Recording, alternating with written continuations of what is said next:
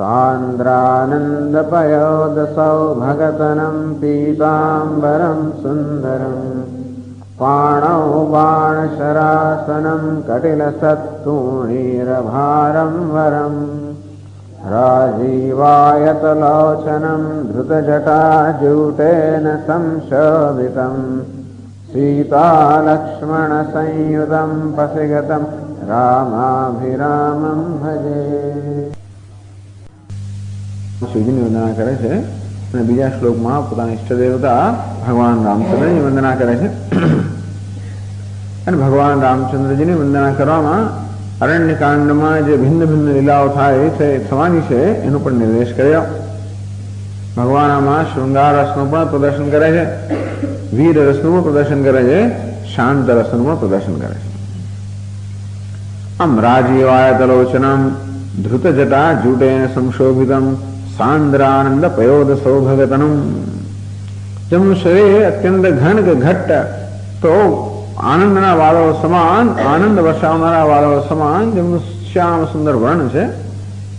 આમ પીતાંબરમ સુંદરમ, આમ તેને ભગવાનના સૌંદર્યનું વર્ણન કર્યું. પાણો બાણ શરાસનમ કટિલસત તુણીરભારમ વરમ. જેમના હાથમાં ધનુષ અને બાણ છે અને કટીમાં તો અક્ષય બાણનો ભાથો વિરાજમાન છે. ભગવાનની વીરતાનું વર્ણન કર્યું. રાજીવાયતલોચનમ ધૃતજટા જૂટેન સંશોભિતમ. જેમના નેત્ર તો એ કમાના પત્ર સમાન છે. ધૃતજટા જૂટેન સંશોભિતમ, અને જટા જૂટ ધારણ કરવાથી અત્યંત શોભાયમાન છે. તો આ રીતે સુંદરતાનું વર્ણન કરીને જે કંઈ સીતાદેવી સાથે લીલાઓ કરી એનો નિર્દેશ થયો. ધનુષ્ય બાણ વગેરે ધારણ કરવામાં આવે એનું વીરતાનું વર્ણન કરીને જે રાક્ષસનો સંહાર કરશે એનું વર્ણન કર્યું, એનો નિર્દેશ કર્યો. અને શાંત રસનું વર્ણન કરીને જે ઋષિમુનિઓને આનંદ પ્રદાન કરનારા છે, અર્થાત તપસ્યાનું ફળ પ્રદાન કરનારા છે, એનો નિર્દેશ કર્યો. સીતા લક્ષ્મણ સંયુતમ પથિગતમ, અને સતત પથિગતમ, બસ સતત ચાલ્યા જ કરવાના છે સીતાની શોધમાં. તો એ રીતે એ દંડકારણ્યમાં વિચરણ કર્યું, એનો નિર્દેશ થયો. એવું કર્યા પછી હવે આખો જે અયોધ્યાકાંડ તો એની ઘણી બધી તો બધા વાર્તાલાપો અને બધું તો ચિત્રકૂટ પર થયો. ચિત્રકૂટ પર જે છેલ્લો એક પ્રસંગ બન્યો એનું તુલસીદાસજી વર્ણન કરે છે. સુરપતિ સુતા, આ દેવતાના પતિ અથવા ઇન્દ્રનો જે પુત્ર છે જયંત, એના ચરિત્ર એટલે એની કથાનું વર્ણન કરે છે. ઉમા રામ ગુણ ગૂઢ પંડિત મુનિ પાવહી બિરતી, પાવહી મોહ વિમૂઢ જે હરે વિમુખ અને ધર્મ રતી.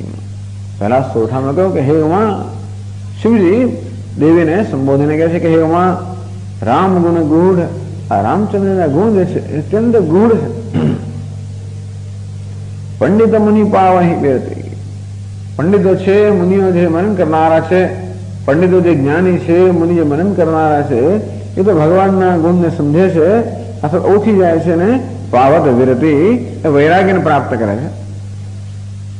એટલે પાવહી મોહ વિમૂઢ જે હરે વિમુખ અને ધર્મ રતી.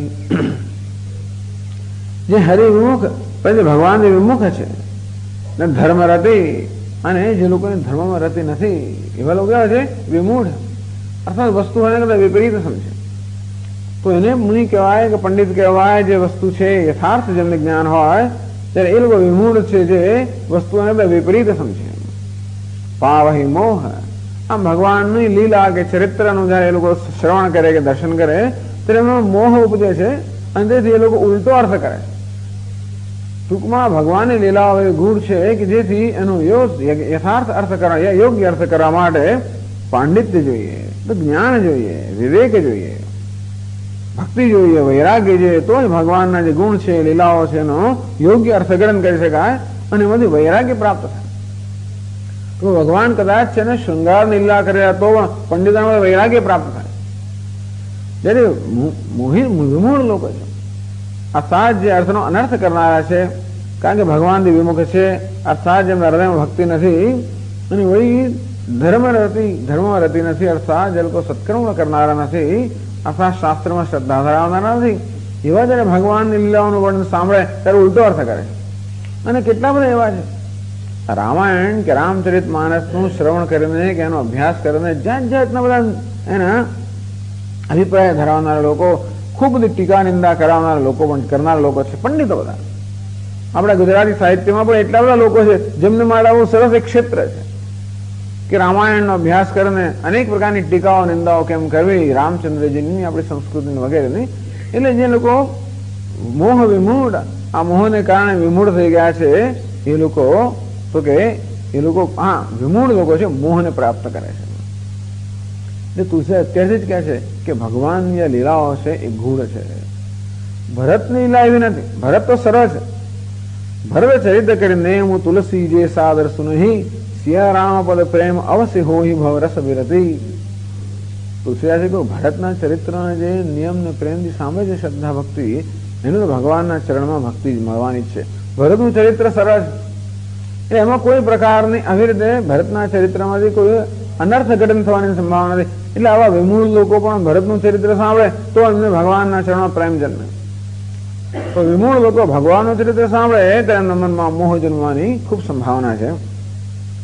અને એ પ્રસ્તાવના એટલા માટે કરવામાં આવી કે ઇન્દ્રનો પુત્ર જે છે જયંત, એનામાં મોહ જન્મ્યો. તો શું થયું? એટલે કહે છે એક બાર ચુની કુસુમ સુહાય, નિજ કર ભૂષણ રામ બનાય, સીત ही पहिराए प्रभु सादर, बैठे फटिक शिला पर सुंदर. એ ભગવાનના એક શૃંગારનું વર્ણન ન કરતા હોય. એક બાર ચુની કુસુમ સુહાય, એકવાર ભગવાને પોતાના હાથથી બહુ સુંદર બધા પુષ્પ છૂટ્યા. નિજે કરે ભૂષણ રામ બનાય, ભગવાન રામચંદ્રજી પોતાના હાથથી એના આભૂષણો બનાવ્યા પુષ્પના. સીત ही पहिराए प्रभु सादर, એટલે આદર સહિત સીતાજીને પહેરાવ્યા. એટલે આમ જોવા જઈએ તો જાણે કે દેવીની પૂજા કરી એમણે, આદર સહિત પહેરાવ્યા. બેઠે ફટિક શિલા પર સુંદર, એક સુંદર સ્ફટિકની શિલા પર રામ અને સીતાજી બેઠા વિરાજમાન છે. આવું જયારે જોયું, ઇન્દ્રના પુત્ર જયંત જયારે જોયું ત્યારે એનામાં મોહ ઉપજ્યો કે હા કેવા ભગવાન, આ તો કે ભગવાન હોતા છે. તેથી એ ભગવાનની જે શક્તિ અને ભગવાનની વિભૂતિ કે ભગવાનની મહત્તાનું માપ લેવાનો એને પ્રયત્ન કર્યો. સુરપતિ સુત ધરી બાય સબેસા. તો સુરપતિ સુત ઇન્દ્રના પુત્ર છે જયંત, એને બાય સબેખા, વાય એટલે કે કાગડો, એને કાગડાનો વેશ ધારણ કર્યો. બસ કાગડો પક્ષીઓમાં પણ અધમ ગણાય છે. આ બધી પદ્ધતિ છે, આપણે કઈ અધમ બધમ નથી કરતા, પણ સામાન્ય એવું કહેવાય કે પક્ષીઓમાં પણ અધમ કાગડો ગણાય. આમ જેમ અહીંયા મનુષ્યમાં પણ જાતિ હોય ને, બ્રાહ્મણ ક્ષત્રિય વૈશ્ય વગેરે, એમ આ કાગડો આમ ચંડાળની કોટીમાં ગણાય પક્ષીઓની અંદર. કારણ કે એટલા સંશય કરનારો છે ને એવું હોવાને કારણે શેઠ જેવા છે. કાગડો છેતરનારો છે, સંશય કરનારો છે, એ બધું એનામાં હોવાને કારણે એને અધમ કોટીનું પક્ષી ગણાયેલું છે.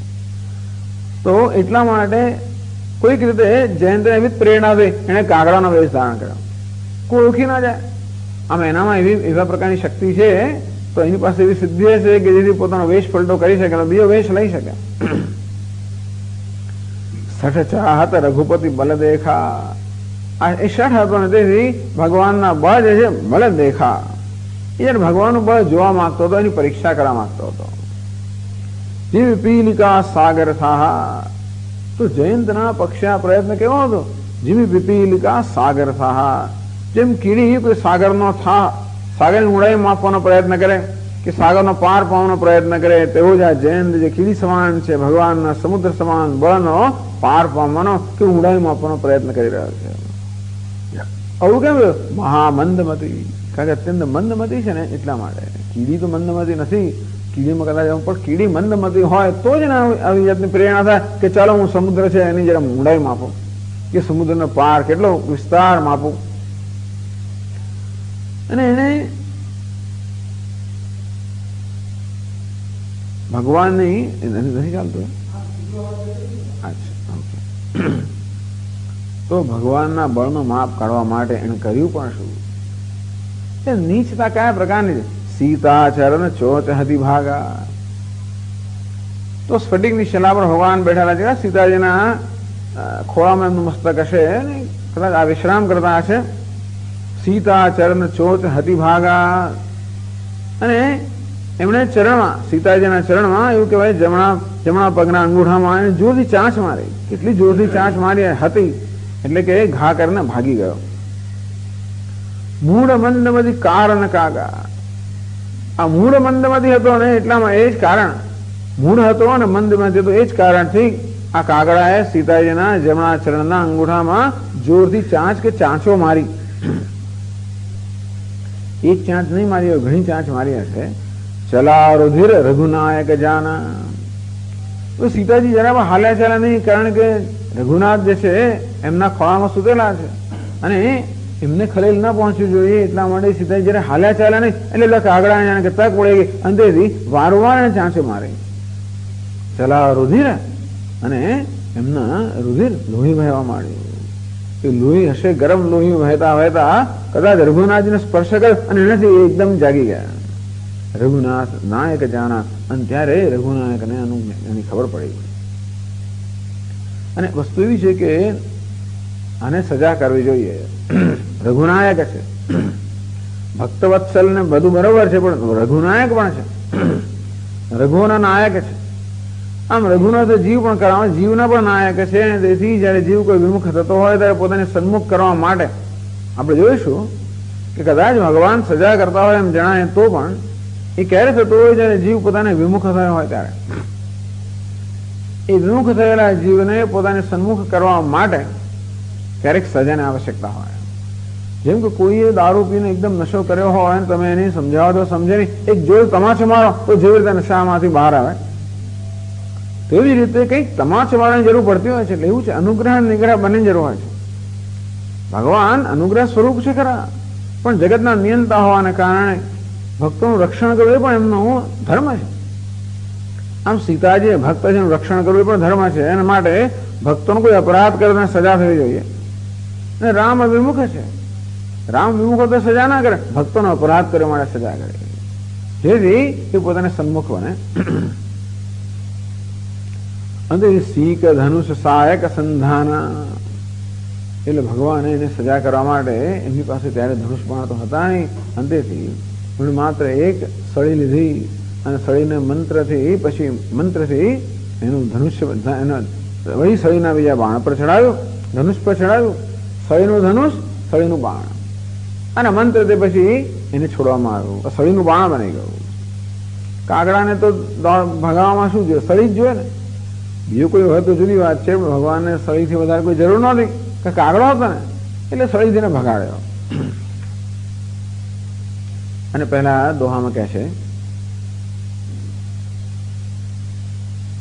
અતિ કૃપાલ રઘુનાયક, અતિ કૃપાલ રઘુ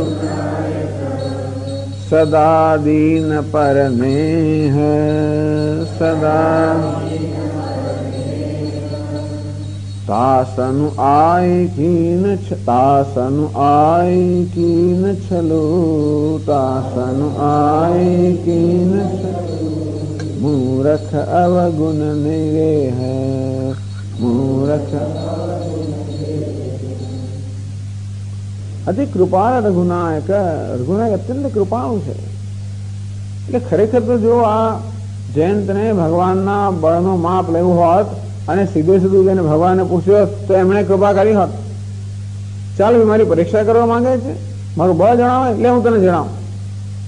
એવા કૃપાળુ છે કે આવું કોઈ એમને ધારો કે પડકાર ફેંકે તો વાંધો નથી. સદા દીન પર નેહ, હંમેશા દીન પર એમને સ્નેહ જ હોય, એમનો પ્રેમ જ હોય, એમની અનુકંપા હોય. તાસનું આઈ કીન છલું, એમની પાસે આવીને આ એને છળ કર્યો. મૂર્ખ અવગુણ ગેહ, આજે મૂર્ખ અવગુણનું ઘર સમાન છે એવા આ જયંતે એવા અત્યંત પરમ કૃપાળુ ભગવાન સદાવીને છળ કર્યું. એટલે બંને વસ્તુ મૂર્ખતા પણ બતાવે છે અને એનો દુષ્ટતા પણ બતાવે, બંને બતાવે છે. એક તો છળ કરવું એ દુષ્ટતા બતાવે છે અને ભગવાન સામે છળ કરવું મૂર્ખતા બતાવે છે.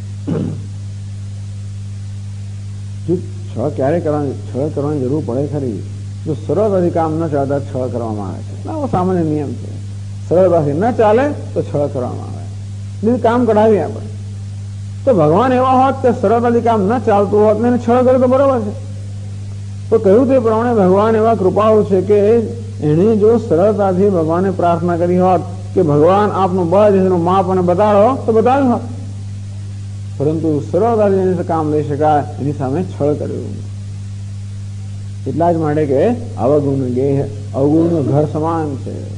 અવગુણ આપણા મનમાં હોય ને એટલે આપણે સારી વસ્તુ સૂઝી નહીં, સરળ વસ્તુ ના સમજાય, અને આવું છળ જ આપણે અભિજાતની પ્રેરણા મળે. આવા જયંતને આ પ્રકારની પ્રેરણા મળે. હવે પુરુષાર્થ મહારાજ આગળ વર્ણન કરે છે. પ્રેરિત મંત્ર બ્રહ્મ સરધાવા, પ્રેરિત મંત્ર બ્રહ્મ સરધા, ચલા ભાજી બાયસ ભય પાવા, ચલા ભાજી ધરી નિજ રૂપ ગયઉ પિતુ પાહી, ધરી નિજ રૂપ ગયઉ પિતુ રામ વિમુખ રાજા તે નહીં, રામ વિમુખ રાખા ભા નિરાસ ઉપજી મન ત્રાસા, ભા નિરાસ ઉપજી મન યથા ચક્ર ભય ઋષિ દુર્વાસા, યથા બ્રહ્મધામ શિવપુર સબ લોકા, બ્રહ્મધામ શિવપુર સ્થિરાશ્રમિત વ્યાકુલ ભય શોકા, વ્યાકુલ ભય કાહુ બેઠન કહાન ઓહી, કાહુ બેઠન રાખી કો સકે રામ કર દ્રોહી, રાખી કો સકે રામ કર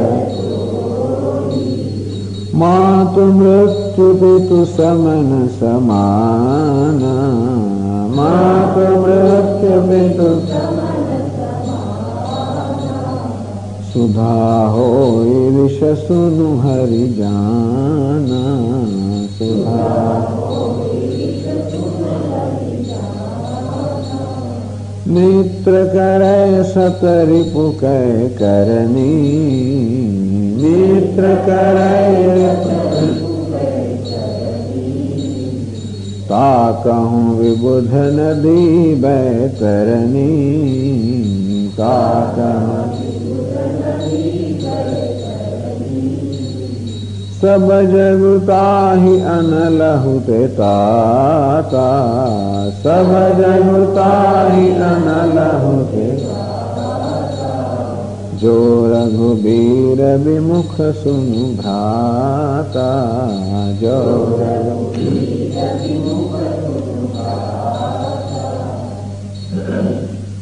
પ્રેરિત મંત્ર બ્રહ્મ સરભાવા. ભગવાને તો પેલું સળી લીધી, સળીનું બાણ બનાવ્યું અને બાણમાં બ્રહ્માસ્ત્રનું આવાહન કરેલું.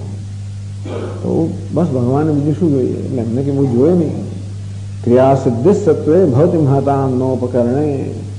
સિદ્ધ પુરુષો હોય, મહાપુરુષો હોય, એમને માટે તો ક્રિયા સિદ્ધિ એમ જ થતી હોય છે. એમને કોઈ ઉપકરણની અર્થાત સાધનની જરૂર નથી હોતી, એમને હોવાથી જ ક્રિયા સિદ્ધ થઈ જાય. અર્થાત ભગવાનને ધનુષ્ય અને બાણની કોઈ જરૂર નથી હોતી, જે હોય એ ધનુષ્ય બાણ બની જાય. અંદરથી હતું માત્ર સળીનું જ ધનુષ્ય, સળીનું જ બાણ હતું, એ સળીમાં બ્રહ્માસ્ત્રનું આવાહન કરવામાં આવ્યું. પ્રેરિત મંત્ર બ્રહ્મસર, બ્રહ્મ અસ્ત્ર, બ્રહ્માસ્ત્ર ધાવા ભાગ્યું.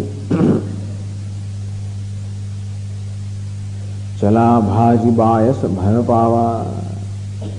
ચલા ભાજી બાયસ કાગડા અત્યંત ભયભીત થઈ ગયો અને ભાગ્યો. હજુ કા તો બાણ આવે છે. એક વસ્તુ ખરી કે બાણ એટલી ઝડપથી જાય જેટલી ઝડપથી જયને ભાગતો હતો. બાકી બાણ તો ઘણી જ જઈ શકે, પરંતુ એટલું ખરું કે હજી ભગવાનને મારી નાખવા ઈચ્છતા નથી એવું લાગતા. અથવા તો બરોબર એને પાઠ ભણાવવા માંગે છે, એ તરત મારી ના નાખવાને. તો જયંત ભાગવા માંડ્યો અને બાણનો પીછો કરવા માંડ્યો. તો જો તો જયંત પણ સ્વયં તો ખરેખર દેવ હતો, ઇન્દ્રનો પુત્ર હતો, અને છતાંય પણ આવો વેશ બદલીને આવેલો, કાગડાનો વેશ બદલીને આવેલો. તેમ આ બાણ પણ દેખાવ તો માત્ર સળી હતું, પણ ખરેખર બ્રહ્માસ્ત્ર હતું. તો જૈનને પહેલા એમ કે આ તો સળી જ છે અને તેથી નિર્ભય હતો. પણ જયારે જોયું કે ઓહો આ તો કાળા નલ સમાન, કાળા અગ્નિ સમાન બ્રહ્માસ્ત્ર પોતાની પાસે આવી ગયું છે ભયંકર, તો કે ભય પામીને ભાગવા માંડ્યો. કે છે અહીંયા કાગડો કેટલો ભાગે, તો કો કરીને ભાગવા માંડ્યો, કા કરીને ભાગવા માંડ્યો. ભાગીને ગયો કે ધરીની જરૂર ગયો પિતુ પાહી, પિતાની પાસે ગયો. પાતી પિતા, જે રક્ષણ કર્યું નામ પિતા. એટલે ટૂંકમાં પુત્રનું બધા પુત્રનું રક્ષણ કરવું એ પિતાનો ધર્મ છે. એટલે પુત્રનો પરમ આશ્રય પિતા જ છે. એટલે સૌથી પહેલા ઇન્દ્રલોકમાં ગયા અને ધરીની જરૂર એને કાગડાનું રૂપનો ત્યાગ કરી દીધો. ધરીની જરૂર એને જયંતનું રૂપ ધારણ કર્યું. એટલા જ માટે કે કાગડો હોત તો એને સ્વર્ગમાં પ્રવેશ જ ના કરવા દે, જયંત હતો માટે સ્વર્ગમાં પ્રવેશ કરાવેલો. બીજું એ કે કાગડાના રૂપમાં ગયો હોત તો કદાચ પિતાને તરત ઓળખ્યો પણ ના હોત, અને તરત ના ઓળખે તો તરત રક્ષણ ન કરે તો કદાચ પેલું બ્રહ્માસ્ત્ર છે એનો વધ કરી નાખે.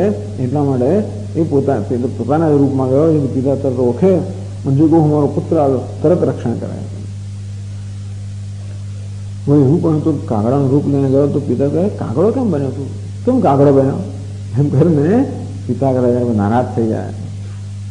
અને ચોથું એ કે પુત્રના રૂપમાં ગયો હોય તો પિતાને જોઈને જ પ્રસન્ન થાય, કારણ કે પુત્રનું રૂપ એટલે પિતાનું બહુ પ્રિય દર્શન છે, અંદરથી જોઈને જ પ્રસન્ન થાય.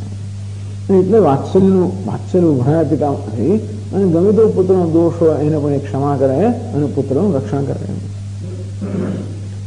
એટલે તેથી આમ તો છતાંય પણ અવધું હોવા છતાં પણ ધરીને જરૂર ગયો પીતું પાણી રામ વિમુખ રાખાતે નહીં.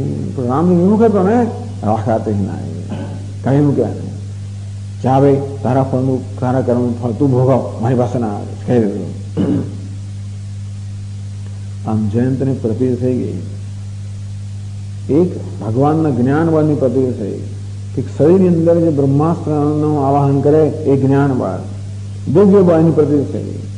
અને હવે ભગવાનના પ્રભાવનો અનુભવ કરી રહ્યા છે. જો ભગવાનનો પ્રભાવ કેવો છે કે એના પિતા ઇન્દ્રએ પણ એને રક્ષણ ના આપે.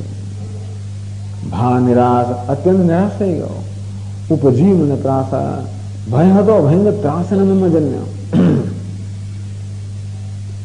યથા ચક્ર ભય ઋષિ દુર્વાસા. બરોબર જયંતની સ્થિતિનું વર્ણન કરતા તુલસીદાસ મહારાજ કહે છે યથા ચક્ર ભય ઋષિ દુર્વાસા. જેમ ચક્રના ભયથી દુર્વાસા ઋષિ જે ભાગ્યા, સંતસ્ત થઈને ભાગ્યા. બધા જાણે છે કથા. અંબરીશ ભગવાન મહાન ભક્ત હતો. અંબરીશ રાજા ભગવાન એટલો બધો ભક્ત હતો કે સતત ભગવાનનું ચક્રનું રક્ષણ કરતો હતો અદૃશ્ય રૂપે. અને દુર્વાસા ઋષિ એકવાર આવ્યા. અંબરીશ રાજાએ આગલે દિવસે એકાદશી હતી એટલે એકાદશીનું વ્રત કર્યું હશે. દ્વાદશીના દિવસે પારણું કરવાનું. દ્વાદશી માત્ર કંઈક મધ્યાહન સુધી હતી. એટલે એવો નિયમ છે કે દ્વાદશીનું પારણું દ્વાદશી હોય ત્યાં સુધીમાં કરી નાખવું જોઈએ. એટલે મધ્યાહન પહેલા પારણું કરી નાખવું જોઈએ, નહીં તો દ્વાદશી ચાલી જાય તો પછી એ વ્રતનો ભંગ થાય, એકાદશીના વ્રતનો ભંગ થાય. આવી બધી ભગવાન તો આવી જાતના બધા નીતિ નિયમો છે. તે જ રીતે દુર્વાસમણી આવી ગયા. આવે એટલે રાજાનું સ્વાગત કર્યું, ભોજન માટે નિમંત્રિત કર્યા. ઋષિ કે જરૂર હું ભોજન કર્યા પહેલા હું નિત્ય કરવાનું એ કરીને આવો. એટલે યમુના કિનારે ગયા અને આવતા વાત નહીં. મધ્યાહન દેવાની તૈયારીમાં હતો. રાજાના વ્રતનો ભંગ થાય એટલે રાજાએ બ્રાહ્મણની આજ્ઞા માંગી, હું પારણા કરી લઉં. પારણામાં કહ્યું માત્ર એક આચમણી જળ જ લીધું, કશું પારણા કરીને ખાધું નથી, એક આચમણી જળ લીધું. એમ કરીને એમને પારણા કર્યા. દુર્વાસા ઋષિ જયારે પાછા આવે ત્યારે એમને ખબર પડી કે ઓહો મારા જમ્યા પહેલા આ અંબરીશ જે યજમાન છે એને જમી લીધું, એને પારણા કર્યા. ગુસ્સે થઈ ગયા અને મારવા દોડ્યા. મારવા ના દોડ્યા, એમણે પોતાની જટા પછાડી અને કૃત્યા નામની એક રાક્ષસીને ઉત્પન્ન કરી. અને રાક્ષસી અંબરીશની સામે દોડી. ચક્ર તો એને સીધો જ કૃત્યાનો વધ કરી નાખ્યો. અને પછી દુર્વાસા ઋષિને પાછળ પડી. બસ એવી હાલત અત્યારે જયંત થઈ.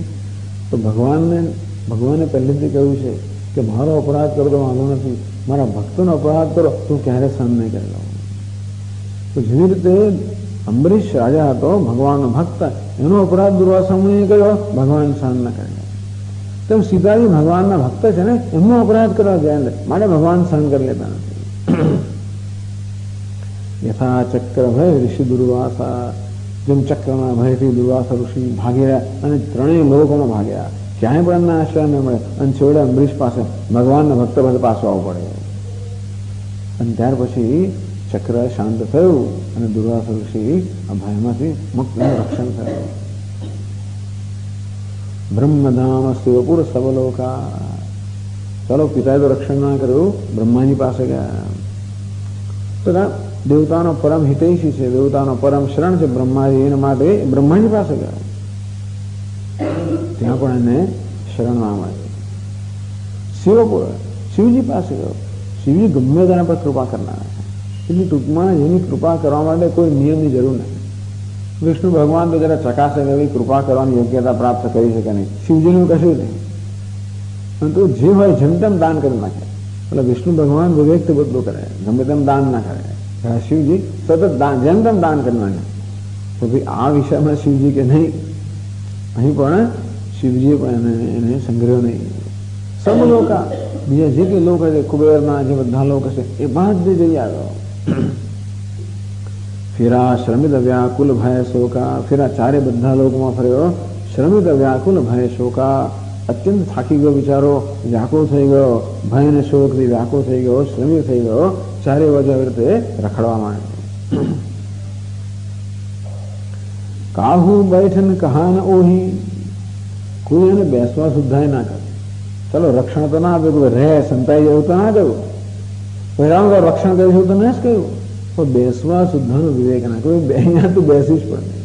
રામનો વિમુખ, રામનો અપરાધી છે, એને ક્યાંય પણ સ્થાન નથી. બધા જુઓ ને કે રામજીનું બાણ આવી રહ્યું છે, અને જો એને રક્ષણ તો આપણું શું થશે? ટૂંકમાં રામનો જે દ્રોહી હોય એની રક્ષા કરો કોઈ સમર્થ નથી. ઘણા ભાવ કહે છે, જો ખલ ભય શ્રી રામ કરે દ્રોહી, બ્રહ્મ રુદ્ર સગ રાખીને તો જે રામજીનો દ્રોહ કરે એને બ્રહ્મા હોય કે શિવજી હોય કોઈનું રક્ષણ ના કરી શકે. તો એ કહે છે તુલસીદાસજી મહારાજ કે રામનો દ્રોહ કરવા માટે શું થાય છે? માતા મૃત્યુ પિતુ સમાન. રામજીનો દ્રોહ કરે એટલે માતા મૃત્યુ સમાન બની જાય, અને પિતા શમન એટલે એ પણ મૃત્યુ, શમન નો અર્થ પણ મૃત્યુ. તો માતા અને પિતા બંને મૃત્યુ સમાન બની જાય.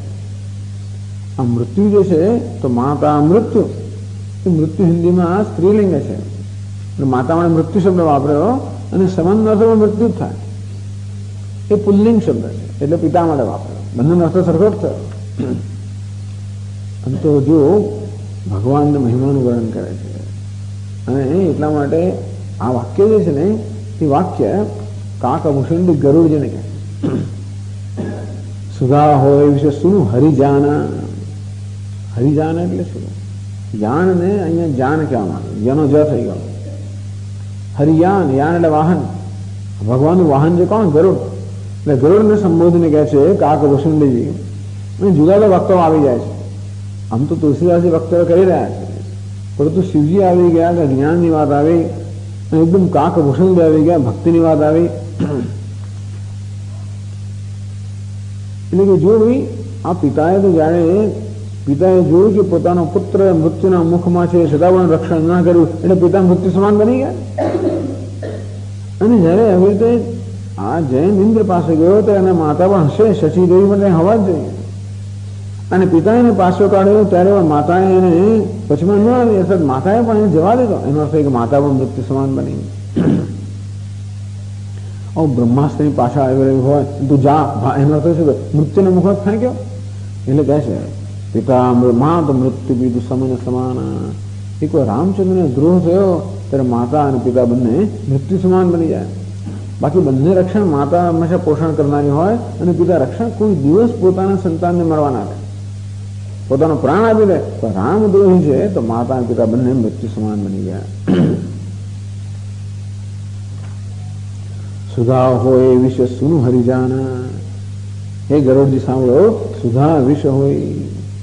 સુધારેલા અમૃત અમૃત વિષ સમાન બની જાય. કહેવાનો ભાવ શું છે કે અમૃતમાં અમૃતપણું છે સ્વયં પોતાને કારણે નથી. કોને કારણે છે? ભગવાનને કારણે. જેમ કેનોપનિષદની કથામાં બતાવવામાં આવ્યું ને કે અગ્નિ એક નાનકડું પેલું ઘાસનું તણખલું પણ ના બાળી શક્યા, અને વાયુ ઘાસના તણખ ઉડાવી પણ ન શક્યા. કેમ ના શક્યા? અગ્નિમાં જે દહન શક્તિ છે એ સ્વયં અગ્નિ નથી, ભગવાનની છે. એ લોકો ભગવાન વિમુખ થાય તો કોઈ શક્તિ હોતી નથી. વાયુની અંદર પણ જે ઉડાવવાની શક્તિ છે એ વાયુની સ્વયં નથી, ભગવાનને કારણે. એ જ વસ્તુને કહે છે કે અમૃત તો હંમેશા અમરતા પ્રદાન કરવાનું છે. તો સુધા વિષ સમ હોય, આવું કેવું બની છે કે અમૃત વિષ સમાન બની જાય.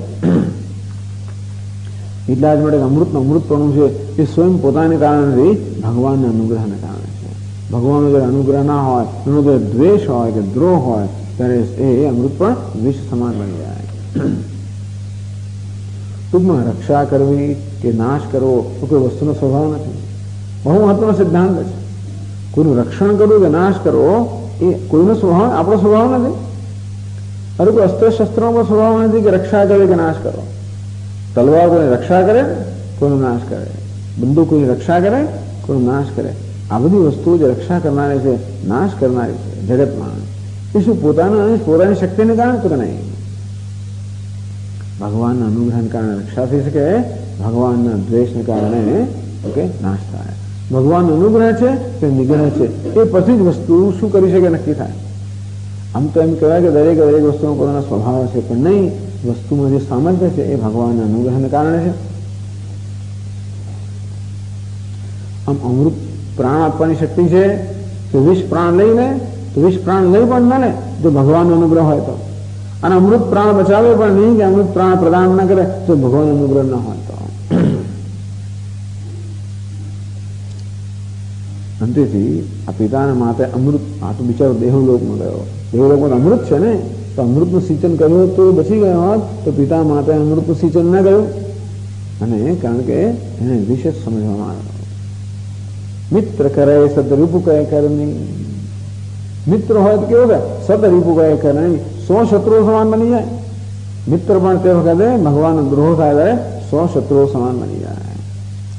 તા કહો વિબુધ નદી વૈતરણી. વિબુધ નદી એટલે ગંગાજી. આવું માણસ માટે ગંગા પણ વૈતરણી બની જાય. ટૂંકમાં જમીન આસમાન બધું પલટાઈ જાય. મિત્ર શત્રુ બની જાય. એવું નથી કે મિત્ર શત્રુ બની જાય, મિત્ર જે કરે શત્રુ સમાન થઈ જાય. આ મિત્ર તો ભલે મિત્રની જેમ કરતો હોય, તો મિત્રમાં મદદ કરવાની જે ક્ષમતા છે એ ભગવાનના અનુગ્રહને કારણે છે. અને ભગવાન અનુગ્રહ ન હોય ત્યારે મિત્રને મદદ કરવા જતા પણ શત્રુ પણ થઈ જાય. ભલું કરવા જાય એમાં એનું ખરેખર નુકસાન થાય. અત્યારે જયંતમાં કાયા પલટ કરવાની વિદ્યા હતી, એ વિદ્યાની મિત્ર હતી. પણ અત્યારે કાયા પલટની વિદ્યાથી બિચારો કાકડો બન્યો અને આવું કર્યું, વિદ્યા શું બની ગઈ? શત્રુ સમાન બની ગઈ. હવે એને શું કામ મેં ક્યાં કર્યું, હું ક્યાં કાકડો બની, શું આવું મેં કર્યું, શત્રુ બની ગઈ. અને વિવુધ નથી બાયતરની. વિવુધ એટલે ગંગા, એ શિવજી પાસે ગયો કે ગંગા છે, ગંગા બધા પાપ નષ્ટ કરે, બધું જ કરે, પણ અત્યારે ગંગા પણ એનું રક્ષણ ના કરી શકે. વૈતરણી સમાન બની ગઈ. વૈતરણી નદી તો તમે ગરુડ પૂર્ણ સમય તો ખબર પડે કે વૈતરણી નદી કેવી છે. યમરાજાના દ્વાર પાસે તો વહેનારી છે વૈતરણી નદી. એમાં તો લોહી ને માંસ ને હાડકા ને એવા બધાથી ભરપૂર નદી છે. અને જીવ અહીંયા દેહોને એવું જીવ દેહોને પ્રયાણ કરે એટલે પહેલા વૈતરણી નદી તરવાની હોય, બહુ દુઃખ પડે. એટલે જ કહેવામાં આવ્યું છે કે જે ગોદાન કર્યું હોય, એટલે બ્રાહ્મણો ગોદાન કરાવેલા છે, જે મૃત્યુ વખતે જે ગોદાન કર્યું હોય એ ગાય એને વૈતરણી નદી પાન કરાવે, એવું કહેવામાં આવે છે. પછી વૈતરણી નદી તો છે ને બહુ પછી ગરમ ગરમ છે, એમ આવી તો પ્રવાહ છે. ભયંકર દુઃખ પડે દરેક જીવને બિચારાને જો પાપ કર્યું હોય. ટૂંકમાં આવું કહેવામાં આવે છે. આ વૈતરણી નદી બની કેવી રીતે? જ્યારે સતીએ પોતાનો દેહનો ત્યાગ કર્યો ત્યારે શિવજીના વિયોગની આંસુ વહેવડાવવા લાગ્યા. શિવજીના અશ્રુને એટલા આંસુ વહ્યા કે દેવતાઓને આનું શું કરવું, હવે આપણે કંઈક કરો. અને એટલા માટે શનિને કહ્યું, શનિને કે તું ભાઈ આંસુને ગળી જાય ને આ બધું શોષાય નાખ. શનિ ના કરી શક્યો. અને એટલે ભગવાનના શિવજીના આંસુમાંથી વૈતરણી નદી બની ગઈ. તેવી બહુ દુઃખ પડે છે બધાને. તો કહે છે કે ગંગા પણ ત્યારે વૈતરણી બની જાય. અર્થાત ગંગાની અંદરમાં પાપ નાશ કરવાનું જે સામર્થ્ય છે એ ભગવાનને કારણે છે. એ પણ ન કરી શકે. સબ જગુતા અનલ હોતે તાતા. તો હે ભાઈ કહે છે કે સબ જગુતા અનલ હું સમગ્ર જગત એને અનલ એટલે કે અગ્નિ સમાન બની જાય. આખું જગત એને દાહક બની ગયું. દાહક એટલે ક્યાં બેસી પણ ના શકે. રામ વિમુખ સ્થળ નરકન લહી. રામથી વિમુખ જે સ્થળ છે એ નરકથી પણ ખરાબ આવે. પ્રભુ જો અનુગ્રહ કરે તો અગ્નિ શીતળ બની જાય. અને ગરલ સુધાર કરે મિતાઈ ગોપદ સિંધુ અનલ શીતલાઈ ગર્વ સુમેરુ રેણુ સમતાહી રામ કૃપા કર ચિતવા જાહી. તુલસીદાસજી મહારાજ રામથી વિમુખ થાય એનું વર્ણન કરે છે. રામની કૃપા થાય તો શું થાય? ગરલ સુધા અવિષ પણ અમૃત સમાન બની જાય.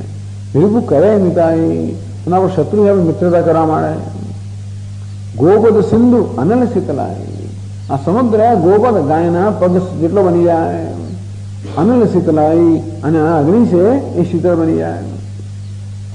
હે ગરુડ સુમેરુ રેણુ સમતાહી આપણો સુમેરુ છે એ રેણુ સમાન બની જાય. તરત ને પાર કરી શકાય.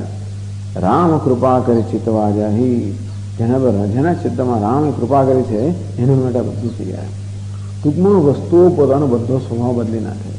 અર્થાત વસ્તુમાં જે સ્વભાવ છે એ રામના કૃપા કે નિગ્રહને કારણે છે. આ જીવન મરણ સાધ્ય અસાધ્ય લાભ હાનિ શીતળતા ઉષ્ણતા આ બધી શક્તિઓ જે પદાર્થોમાં છે એ બધી શક્તિઓ ભગવાનને કારણે. સબ જગતાહુ તાહી અનલ હોય તે રાતા જો રઘુવીર વિમુખ સુનું થાતા. એ ભાઈ સાંભળ કે જે રઘુવીર વિમુખ થયો એના માટે આ બધું વિપરીત થઈ જાય. આમ જયંત વિચારો ભાગી રહ્યો છે. બ્રહ્માસ્ત્ર પાછળ પડેલો છે. આગળ વર્ણન કરે છે તુલસીદાસજી. નારદ દેખા વિકલ જયંતા નારદ દેખા વિકલ જય લાગી દયા કોમલ ચિત સંતા લાગી દયા કોમલ પઠવા તુરત રામ પહિતાહી પઠવા તુરત રામ પહિતાહી કહે સી પુકાર ત્રણત હિત પાહી કહે સી પુકાર આતુર સમય ગહે સી પદ જાઈ આતુર સમય ત્રાહી ત્રાહી ત્રાહી ત્રાહી દયાલ રઘુરાઈ ત્રાહી ત્રાહી દયાલ રઘુરાઈ અતુલિત બલ અતુલિત પ્રભુતાઈ અતુલિત मैं मति मंद जान नहीं पाई मैं मति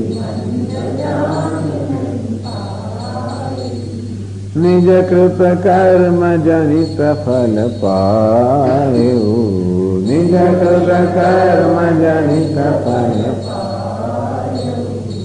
अब प्रभु पाहि शरण तकी आए अब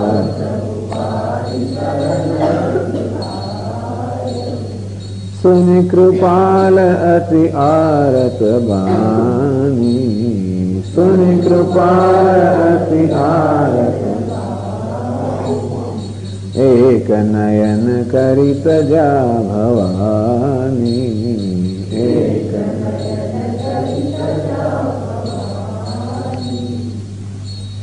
नारद देखा विकल जयंता આ જયંત હવે વ્યાકુળ થઈને ભાગી રહ્યો છે. નારદ દેખા નારદજીને જોયો. લાગી દયા કોમલ ચિત્ત સંતા નારદને દયા આવે. સંતોનું ચિત્ત અત્યંત કોમળ હોય છે. એટલે વિચાર કરો કોઈ એને સંગ્રહ નહીં. ભલભલા દેવતાઓ પણ એમના ચિત્તમાં કોઈ પ્રકારની કોમળતા ના આવે. પણ કહ્યું લાગે દયા કોમલ ચિત્ત સંતા સંત લોકોનું ચિત્ત કેવું કોમળ છે કે રામ અભિમુખ છે એના પર દયા કરે છે. બે કોઈ દેવતાને પણ હિંમત નથી, પણ રામ અભિમુખ પર દયા કરે છે નારદજી. વિધિ હરિહર કભી કોવિદ બાણી કહદ સાધુ મહિમા સકુચાની. એટલે બ્રહ્માજી હોય કે હરિ હોય કે હર હોય કે કવિ કોવિદ શાસ્ત્રમાં વેચતા હોય છતાં પણ આ સાધુનો મહિમા કરવામાં બધા સંકોચ પામે છે. સાધુ એવો મહિમા છે કે હરિહર કોઈ પણ એના મહિમાનું વર્ણન કરી શકતા નથી, સંકોચિત છે. નારદ દેખા વિકલ જયંતા. આ જયંત એ જાણે છે કે જયંત છે, ઇન્દ્રને ઇન્દ્રાયણનો પુત્ર છે, બિચારા ક્યારેય વ્યાકુળતા જીવનમાં જોઈ જ નથી. અંતેથી એને ખબર છે કે એ કશું કરી શકવાનું નથી. બીજે પણ જોયું કે જયંત અત્યારે પોતાના રૂપમાં છે, પેલું રૂપ છોડી દીધું ને ગાગડામાં. અંતેથી સંત હૃદય નવનીત સમાન કહ કબીન પર કહે ન જાના. તો સંત પુરુષો છે, મહાપુરુષો છે, એમના હૃદયને નવનીત અર્થાત માખણ સાથે સરખાવ્યું છે. કહા કબીન પર કહે ન જાના. કવિઓ વર્ણન કરે છે પણ છતાં પણ કોઈ જાણી શકતું નથી. તો કેમ વર્ણન કરવું કવિ પણ જાણતા નથી. નિજ પરિતાપ દ્રવય નવનીતા. અરે માખણ પણ સંતના હૃદયની તુલના ન કરી શકે. કારણ કે માખણ કહ્યું નિજ પરિતાપ દ્રવય નવનીતા. આ માખણ તો જયારે પોતાને પરિતાપ થાય, સંતાપ થાય ત્યારે દ્રવમાં મારે. પર દુઃખ દ્રવહી સંત સુપુનીતા. સંતનું હૃદય કેવું છે, બીજાને સંતાપ થાય તો હૃદય દ્રવવા માંડે. માખણ સમાન તો કરવું, પણ માખણ એની સરખામણી ના કરી શકાય. માખણ તો પોતે ગરમ થાય કે પોતાને સંતાપ થાય ત્યારે એ દ્રવે અર્થાત ત્યારે એ પ્રવાહી બની જાય, દ્રવે વહેવા માંડે. સંતનું હૃદય તો અન્યને સંતાપ થતો હોય તો વહેવા માંડે. તો પિતા એના પર દયા ના કરી, બ્રહ્માજીએ દયા ના કરી, શિવજીએ પણ દયા ના કરી, એ બધા પર આ નારદ મુને દયા કરી, સંતે દયા કરી. સંતની દયા અમોઘ છે એમ કે છે, અર્થાત ક્યારે પણ નિષ્ફળ ન જાય. તો લાગે દયા કોમલ ચિત્ત સંતા. તો કોમળ ચિત્ત છે સંત, તેથી એના પર દયા આવી જાય એના પર. એ ઉપરાંત કર્યું શું? તો સંત લોકો પાસે દયાળુ તો ખરા પણ બુદ્ધિશાળી હોય છે. એવી યુક્તિ બતાવે કે કાર્ય સિદ્ધ થઈ જાય. તો નારદજીએ પણ જયંતની યુક્તિ બતાવી. પઠવા તુર્ગ રામ પહિતાહી. અરે ભાઈ તું ક્યાં જાય છે, ક્યાં ભાગાભાગી કરે, તું જ્યાંથી આવ્યો ત્યાં જા. પઠવા તુર્ગ રામ પહિતાહી. તરત એને રામજીની પાસે પાછો મોકલી આપ્યો અને પછી બતાવ્યો, મંત્ર આપ્યો. નારદજી અત્યારે ગુરુજી છે ને, યુક્તિ બતાવ્યો કેમાંથી બચવું અને મંત્ર આપ્યો. કહેસી પુકાર પ્રણત હિત પાહી. મને કહ્યું કે તું પુકાર કર. પ્રણત હિત પાહી, પ્રણત હિત પાહી. પ્રણત હિત એટલે એમનું પ્રણામ કરનારનું, હિત કરનારનું પ્રણહિત. એટલે ભગવાનને સંબોધન કે હે પ્રણત હિત પાહી, હે પ્રણામ કરનારનું, આપણો આશ્રયના હિત કરનારા હે ભગવાન પાહી, મારું રક્ષણ કરો. પ્રણત હિત પાહી, બસ આ જાતનો મંત્ર બની ગયો. પ્રણત હિત પાહી, પાહી માં હે પ્રણત હિત, આપને શરણ થયેલાનું રક્ષણ કરનાર ભગવાન પાહી, મારું રક્ષણ કરો. આમ બધું. અને પછી આ મંત્ર કેમ બોલવો? કહે પુકાર, પુકારે બોલ, મોટેથી મોટેથી બોલ. એક તો યુક્તિ બતાવી કે તું ભગવાન પાસે પાછો જા. ભગવાનની કૃપા કેમ પ્રાપ્ત કરી? તો કે આ મંત્ર બોલ. પ્રણત હિત પાહી, હે પ્રણતનું હિત કરનાર, મારું રક્ષણ કરો. મંત્ર કેમ બોલો? પુકારે મોટેથી બોલવાનો. એટલા જ માટે મોટેથી બોલવાનો ભાવ એ છે કે મોટેથી બોલીએ ત્યારે મનમાં કોઈ પ્રકારનું કપટ અને છ ને કશું રહી ના શકે. અંદર બોલીએ નહીં ને, અંદર તો ખબર ના પડે કે છે કે નહીં.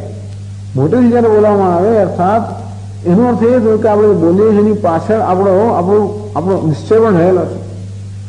એટલે બધું મોટેથી બોલે ખબર પડી જાય કે આ ખરેખર આ શરણ લેવામાં આવે છે, આ ખરેખર શરણાગત થયો છે. આ માટે મોટેથી બોલ. અંકરને બસ હવે તો નારદજી એને ઉપાય બતાવ્યો. અત્યંત એને કરુણાથી પ્રેરાઈને નારદજીએ ઉપાય બતાવ્યો. આતુર સભાએ ગહેસી પદ જાય. અત્યંત આતુરતાથી અને ભયભીત થયેલો આ સમય, આ ભયભીત થયેલો જૈન છે, ગહેસી પદ જાય. સીધો ગયો અને ભગવાનના ચરણ પકડી લીધા. ત્રાહી ત્રાહી દયાલ રઘુરાહી. હે દયાળુ રઘુરાય, રઘુરાય, રઘુ એટલે જીવ, રઘુરાય એટલે કે જીવના જે પતિ છે, પતિ એટલે રક્ષણ કરનારા, આ જીવનું ભક્તોનું રક્ષણ કરનારા. હે રઘુવીર ત્રાહી ત્રાહી, મારું રક્ષણ કરો, રક્ષણ કરો. તો જો આ ચોપાઈ દ્વારા તુલસીદાસ એવું બતાવે છે કે શરણાગતિના કેવા કેવા અંશ હોવા જોઈએ. આતુર, સભય, ત્રાહી ત્રાહી. એક તો સભય, ટૂંકમાં ભયભીત. જયારે ભયભીત થયા ત્યારે હંમેશા શરણ, ભગવાનનું શરણ લે. આતુર, આતુરતા છે. ટૂંકમાં એને ભગવાનના શરણ સિવાય બીજું કંઈ પણ ન જોઈએ. એ ભગવાન પાસે આવ્યો છે, શેના માટે આવ્યો છે? માત્ર ભગવાનના શરણને ધ્યાનમાં રાખીને આવ્યું, બીજા કશાને નહીં. જો નર હોય ચરાચર દ્રોહી, આવે સભય શરણ તકી મોહી. ભગવાન પોતે જ કહે છે, જો નર હોય ચરાચર દ્રોહી, સમગ્ર જગતનો દ્રોહ કરીને માણસ આવ્યો હોય. આવે સભય શરણ મહી તોકી, સમગ્ર જગતનો દ્રોહ કરીને પણ ભયભીત થઈને મારી પાસે આવ્યો હોય અને મારું શરણ લેવા માટે આવ્યો હોય.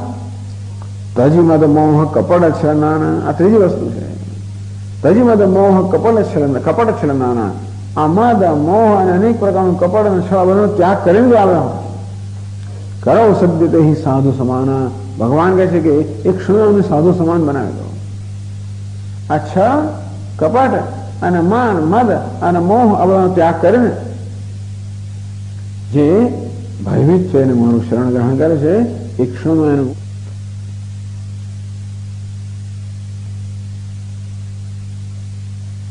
આતુરતા કરી. જયંતનો ભયભીત પણ કહ્યું. અને ત્રીજું કહ્યું, જયંતે છલ અને કપટનો ત્યાગ કરીને ભગવાન પાસે આવ્યો. આ શરણાગતિમાં ત્રણ વસ્તુ છે. આ ત્રણ જે ગુણો છે એ જયંતમાં છે અત્યારે.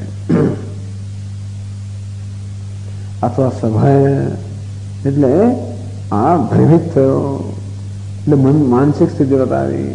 આતુર, શરણ થઈને જાહેર કર્યું કે હું આપને રક્ષણ છું, આપને શરણ છું, પાહી પાહી પુકાર. અને એટલે મનથી, કર્મથી અને વચનથી બધી રીતે ભગવાનને શરણાગત થયો. અને કહેવા મળે અતુલિત બલ અતુલિત પ્રભુતાઈ, મેં મતિમંદ જાન નહીં પાઈ. ભગવાન મતિમંદ છું, આપનું બળ અતુલિત છે, આપની પ્રભુતા એટલે આપણો વૈભવ અતુલિત છે, આપનું સામર્થ્ય અતુલિત છે. હું મતિમંદ હોવાને કારણે, મંદમતી હોવાને કારણે હું જાણી ન શક્યો. ભગવાન મને માફ કરો. ભગવાન બળ અતુલિત છે. કાહુ બેઠન કહાણ ઓહી. ભગવાન અતુલિત બળથી બધા જાણે છે, મારે કોઈને બેસવા આશ્રય પણ ના કર્યો. અને ભગવાનની અતુલિત પ્રભુતા આ વગેરેનો એને બરોબર પરિચય થઈ ગયો. જુદા દેવતાઓ પણ કોઈ ખરેખર આ મને રક્ષણ આપી શકે એમ નથી. અંતેથી મેં કહ્યું હું મંદમતી છું. ભગવાન આપ સીતાજીને શૃંગાર કરતા હતા એટલે મને લાગ્યું કે આપ કોઈ સામાન્ય માનવી છો. અંતેથી આપના અતુલિત બલ, અતુલિત પ્રભુતા હું ના જોઈ શક્યો મંદમતીને કારણે. નીચે કૃત કર્મ જનિત ફલ પાયો. બસ ભગવાન મેં જે કર્મ કર્યું એનું ફળ મને મળી ગયું છે. નીચે કૃત કર્મ જનિત ફલ પાયો. જે કર્મ કર્યું છે એનું ફળ મને મળી ગયું. શું ફળ મળી ગયું? ચારે બાજુ રખડવું, ભાગ્યું પડ્યું. રામ વિમુખ થલ નરક ન લહી. તો રામની વિમુખ થયેલો માણસને ક્યાંય પણ આશ્રય નથી. તો ભગવાન સંસારમાં કોઈ પણ જગ્યાએ અત્યારે મારું રક્ષણ નથી. અને એ જ મારા કર્મનું ફળ છે કે હું ચારે સંસારમાં 14 ભુવનમાં ફરી આવ્યો પણ ક્યાંય પણ મને આશ્રય મળતો નથી. અંતેથી ભગવાન આપ મેં જે કર્મ કર્યું એનું ફળ તમને મળી ચૂક્યું. અને હવે એને ઉપદેશ કરનાર રૂપમાં મળી ગયા. માટે હું ભગવાન આપના અનન્ય શરણ છું.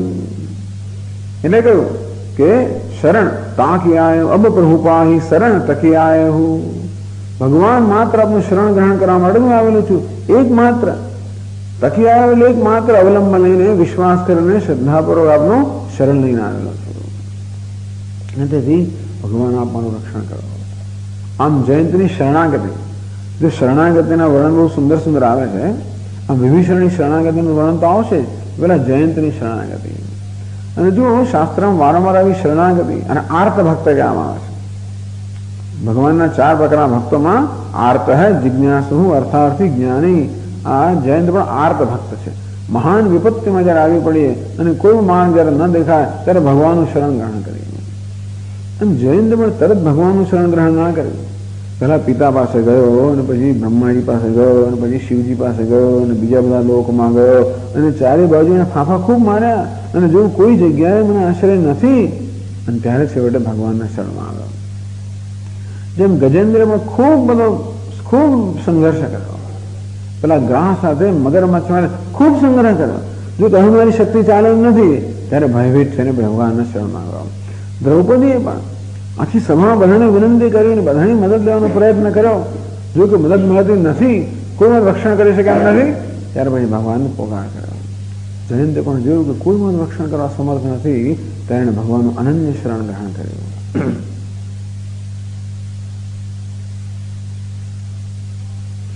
સુની કૃપાલ અતિ આર્ત બાની, આર્ત અત્યંત ભયભીત સંપત્તિમાં આવી પડેલો છે એવા આ જયંતની વાણી જયારે સાંભળ્યું, સુની કૃપાલ, ભગવાન અત્યંત કૃપાળ છે. એક નયન કરી તજા ભવાની, હે ભવાની એક નયન કરી, એને બે નયનમાંથી એક નયન કરી નાખ્યો. ટૂંકમાં એની એક આંખ ફૂટી ગઈ. એટલે એમનું જે બાણ હતું ને એને એક આંખ નાશ કર્યો. કાગડો છે ને, કાગળની એક જ આંખ હોય છે. તું કાગડો બન્યો ને, કાગડાની એક જ આંખ હોય એવું કહેવાય છે. અને તને ખરેખર કાગડો બન્યો તો જે કર્મ કર્યું એનું ફળ તને મળવું જોઈએ, અને માટે એને કંઈક સજા થવી જોઈએ. આગળ ભગવાન તો અત્યારે તો કે અત્યારે નિયંતા છે, કર્મફલ દાતા છે, અને એટલા માટે જગતનું નિયંત્રણ કરવું જોઈએ, જગતની અંદર વ્યવસ્થા હોવી જોઈએ, કાયદો હોવો જોઈએ. અને તેથી જયારે દ્રોહ કરવામાં આવ્યો, ભગવાન કે મારો દ્રોહ કરો તો પણ વાંધો નહીં, તમારા ભક્તનો દ્રોહ કર્યો. ત્યારે મારા બંને પરીક્ષા કરવી હતી તો શા માટે સીતાજીને તારી રીતે પીડિત કર્યા? સીતાજીને કેમ રંજાડ્યા? ભગવાન એવું સહન ના કરે. અને એટલા માટે કંઈક તો સજા થવી જોઈએ, અને માટે જયંતને સજા એવી કરવામાં આવી, ઓછામાં ઓછી સજા. આમ બેમાંથી એક આંખ ફોડી નાખવામાં આવી, એટલે એમનું બ્રહ્માસ્ત્ર હતું, એ બ્રહ્માસ્ત્રે જયંતની એક આંખ છે, એક આંખનો નાશ કર્યો, બસ એટલું જ કર્યું. હવે એક આંખ જતી રહે તો પણ આપણો વ્યવહાર બંધ થઈ જતો નથી. બે આંખ હોવાને કારણે એક જતી રહેતો પણ વ્યવહાર એમને થઈ શકે. એટલા માટે જયંત લગભગ એમને જ છોડી દીધો. તો પૂરેપૂરો એમને એટલા માટે ન છોડ્યો કે નહીતર પછી આ કાયદાનું પાલન ન થાય. એટલા માટે એનું પાલન કરવા માટે કંઈક સજા કરી. એવી સજા કરી જે જયંતને કોઈ પ્રકારનો એવો મહાન એવો જીવનમાં એવું દુઃખ ના પડે. સજા કરી તો ખરી, એનું એક પણ કારણ. એક બાજુ કહે છે સુની કૃપા, ભગવાન તો કૃપાળુ છે, અને એક આ કેમ ભગવાને લઈ લીધી? એટલા માટે કે ભગવાનનું જે બાણ છે ને અમોઘ છે. એક વાર ભગવાન બાણ છોડવા નહીં, માત્ર બાણ પોતાના ધનુષ પર મૂકે પછી પાછું ન ખેંચી લે. જયારે સમુદ્રના પ્રસંગમાં આવશે કે સમુદ્રે પણ ભગવાન જયારે ક્રોધાયમાન થયા, સમુદ્ર જયારે ભગવાનનું કયું ન સાંભળ્યું તો ભગવાને વિનંતી ન સાંભળી, ભગવાન ક્રોધાયમાન થયા અને બાણ એને પોતાના ધનુષ પર મૂક્યું, અને તેને સમુદ્ર આવીને પછી અરજ કરી. ભગવાન કે હવે તો બાણ મારા ધનુષ પર મુકાઈ ગયું છે અને મારે પાછું ના જાય, ક્યાંક જવું જોઈએ. સમુદ્ર તો ભગવાન પેલી બાજુ બધા મારા પેલા બધા બહુ દુષ્ટ લોકો છે, આપ ત્યાં બાણ છોડો, અને એમ કરીને દુષ્ટ લોકોનો નાશ કરો. અહીં પણ બ્રહ્માસ્ત્ર પણ અમોઘ છે, એ માટે કંઈક પ્રકારનું કંઈક કાર્ય કર્યા વગર પાછું ના ફરાય. અને એટલા માટે બ્રહ્માસ્ત્રનું જે છે એ બ્રહ્માસ્ત્રની મર્યાદાને જાળવવા માટે પણ કંઈક થવું જોઈએ. એટલા માટે જયંતની એક આંખ પૂરું થઈ ગઈ. એમ પણ કહેવાય, આગળ કહ્યું હતું કે ભગવાન સીતા અને લક્ષ્મણની રક્ષા કરે છે. આમ ભલે બહારથી દેખાય કે લક્ષ્મણ ભગવાનની રક્ષા કરે છે અને સીતા ભગવાનની સેવા કરે છે, એ બહારથી દેખાય ખરું, વાસ્તવમાં ભગવાન એમનું રક્ષણ કરે છે. કેવી રીતે? આંખની જેમ જતન કરે છે. બે છે ને, બંનેને બે આંખની જેમ જતન કરે છે. અને સીતાજીનું આવું કરવામાં આવ્યું, અને એટલા માટે અહીં એક આંખ લઈ લેવામાં આવી. એની આંખ કેમ એક લીધી? એના માટે બધા મહાત્માઓ ઘણા બધા કારણો સમજાવે છે. અને થોડુંક વર્ણન બીજે જયારે જુઓ આવે છે, પદ્મ પુરાણ નામનું પુરાણ છે, એની ભગવાનની આ રામચંદ્રજીનું ચરિત્ર ઘણી જગ્યાએ મળે છે. એટલે નાના પુરાણ નિગમાગમ સંમતમ, અનેક પુરાણો નિગમ આગમની અંદર જે છે એને સંમત છે આ ચરિત્ર. રામાયણે અને વાલ્મીકી રામાયણમાં તો રામચરિત માનસ જે છે એ વાલ્મીકી રામાયણ તો ખરું જ, એ ઉપરાંત બીજું રામાયણ છે કે અધ્યાત્મ રામાયણ પણ છે. એ સિવાય બીજા બધા પુરાણો અન્યત્ર પણ ભગવાન રામજીની કથા હોય છે. તો તો વાલ્મીકી રામાયણમાં પણ જયંતની કથા છે, અધ્યાત્મ રામાયણમાં જયંતની કથા છે. તો વાલ્મીકી રામાયણમાં એવું કહેવામાં આવ્યું છે કે ભાઈ એની જમણી આંખ ખોલી નાખવામાં આવી. અધ્યાત્મ રામાયણ સવ્ય નેત્ર કહ્યું. સવ્ય એટલે ડાબી, જોકે સવ્યનો અર્થ બીજું એમ થાય એટલે જમણી પણ કરતા હોય છે, પણ ડાબી એટલે તુલસીદાસજી મહારાજે કોઈ પક્ષ ના લીધો, પરંતુ એક આંખ ફૂટી ગયો બંને મહાપુરુષે કહ્યું છે, અને માટે બસ તજી એક નયન કયો એમને ચિંતા ના કરી કયું નયન એનું જતું રહ્યું. પણ પદ્મ પુરાણમાં કથા આવે છે, નહીં તો નારદ મુનિ એનો ઉપદેશ કર્યો તો બ્રહ્માજીએ ઉપદેશ કર્યો છે. બ્રહ્માજી એને કહ્યું કે તું ભગવાન પાસે જા. એ હંમેશા જે પોતાને શરણ થનારા છે એનું રક્ષણ કરનારા છે, અને માટે તું ભગવાન પાસે જા. અને ભગવાન ખૂબ સુંદર વર્ણન કર્યું, ભગવાન પાસે જા એનું શરણ ગ્રહણ કરે. અને એવું કહેવાય છે કે જયંત આવ્યો, બિચારો થાકી ગયેલો, 14 ત્રણેય ભવનમાં ભાગી ભાગીને વ્યાકુળ થઈને થાકી ગઈને આવીને પડ્યો, લગભગ બેહોશ થઈને પડ્યો. એટલે ભગવાનના ચરણ પણ એનો ગ્રહણ નથી કર્યા, ભગવાનની સામે પડ્યો. અને ત્યારે કહેવામાં આવે કે સીતાજીએ પછી ભગવાનને કહ્યું કે ભગવાન જો આપને શરણ આવે આપણું રક્ષણ કરો, તો ભગવાને કંઈ બરોબર એનું ભગવાને સાંભળ્યું નહીં. ત્યારે સીતાજીએ શું કર્યું, આ જયંત છે ને એનું મુખ જે છે એને લઈને ભગવાનના ચરણમાં મૂકી દીધું, સીતાજીએ કર્યું. અને ત્યાર પછી ભગવાને એનું રક્ષણ કરીને એને જવા દીધો. ત્યાં કે એને કોઈ સજા કરે એવું કહેવામાં આવ્યું નથી, જવા દીધો. પણ મહાત્માને આ કથા બહુ ગમે છે. આ કથાનો બહુ સુંદર રીતે એનો મહાત્માઓ છે, તો એનું પ્રતીક છે આ કથાનું. કારણ કે આગળ કહેવામાં આવેલું જયારે ભગવાનનું વર્ણન કરવામાં આવેલું, રામ સીતા અને લક્ષ્મણ, સીતાજી અને રામ અને લક્ષ્મણની જે વાત હતી કે જ્યારે રામ લક્ષ્મણ સીતા વનમાં જઈ રહ્યા હતા, એ વખતે માર્ગમાં બધા ખૂબ લોકો બધા ભગવાનના દર્શન કરવા આવે, અને ભગવાનને પછી કોઈને કોઈ કબાનાથી બેસાડી રાખે, અને પછી જવા ના દે, અને આમ કરી કરીને બને એટલું વધારે રોકી રાખે. અને ત્યારે ગામની બધી વધુઓ છે સીતાજી પાસે જાય, અને સીતાજીને ઘેરી વળે, અને બધા જાત જાતના પ્રશ્નો પૂછે. એનું પૂછે કે કોણ બે કોણ છે, કરોડો કામને લજાય સૌંદર્ય વાળા બે કોણ છે તારા? ત્યારે કહે કે પેલા જે ગૌર વર્ણના છે તમારા દિયર છે. આવું જ કે સીતાજી. જે શ્યામ વર્ણના છે કોણ કે એ સીધે સીધું વર્ણન ના કરે.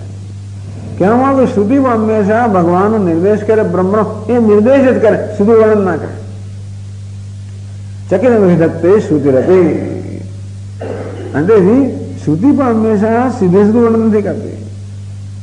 અને તો ભગવાન શું નથી એમ કહે ક્યારે નહીં નથી, અને એ રીતે જ વર્ણન કરે. અહીં પણ એવું જ કંઈ કહેવામાં આવ્યું કે શ્રુતિ કેવી રીતે ભગવાનને, અહીં જરા બીજી રીતે કહેવામાં આવે છે કે સીતા દેવી જે છે એ શ્રુતિના સ્થાને છે કે ભક્તિ દેવીના સ્થાને છે? સીતા દેવી ભક્તિના સ્થાને છે. અને જયારે ભક્ત આવીને પડ્યો ત્યારે ભક્તિએ મોહ ફેરવીને ભગવાનના ચરણની અંદર લઈ ગયા, એટલે ભગવાનને સન્મુખ બનાવી દો. એટલે આવી રીતે આપણે શક્તિ જે છે કે દેવી છે કે ભક્તિ દેવી છે એનો આશ્રય લઈએ તો આપણને ભગવાનને સન્મુખ કરીને આપણું રક્ષણ કરે છે. એવું જયારે જુદી જાતનું વર્ણન પદ્મ પુરાણમાં આવે છે, એટલે પછી મહાત્માઓ કહે કે ભાઈ બધા વાળામાં જયારે જુદું જુદું વર્ણન આવે ને એ પછી શું કરવાનું એને, કઈ વસ્તુ સાચી? તો બધું સાચું, એક એક વસ્તુ સાચી.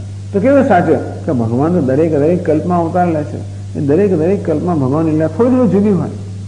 અને એટલા માટે તુલસીદાસ જે વર્ણન કર્યું છે એક કલ્પનું હોય, પદ્મપુરાણ વર્ણન કર્યું છે બીજા કલ્પનું હોય. અને આ રીતે એ લોકો આનો સમન્વય કરતા હોય છે કે કલ્પ ભેદને કારણે કથામાં ભેદ હોય, વિગતોમાં ભેદ હોય. બીજા દોહામાં કહે છે, બીજે પણ સોરઠ છે. કીન મોહ બસ દ્રોહ, કીન મોહ બસ જજ્ઞપિતહિ કર બધ ઉચિત, જજ્ઞપિતહિ કર પ્રભુ છોડેવું કરી છોહ, પ્રભુ છોડેવું કરી કો કૃપા રઘુબીર સમ, કો કૃપા રઘુબીર. શિવજી પોતે જ કહી દે છે આગળ, હીન મોહ બસ દ્રોહ. આ જયંતે મોહને વશ થઈને ભગવાનનો દ્રોહ કર્યો. જજ્ઞપિતહિ કર બધ ઉચિત. ખરેખર જીવાજીનો વધ કરવો એ ઉચિત હતું. એટલા જ માટે કે સીતાજી પર ચોટ કરીને અન્યાય કર્યો, અન્યાયની પરાકાષ્ઠા છે. આવા પ્રકારના દ્રોહનો એક જ ઉપાય છે, એક જ એનું પરિણામ છે તો કે વધ. એનો દંડ એક જ હોય, વધ. છતાં પણ પ્રભુ છાડે હું કરી છો. ભગવાન અત્યંત સ્નેહ વસ્તીને એને શરણાગત થયો, સ્નેહ વસ્તીને છોડી દીધો.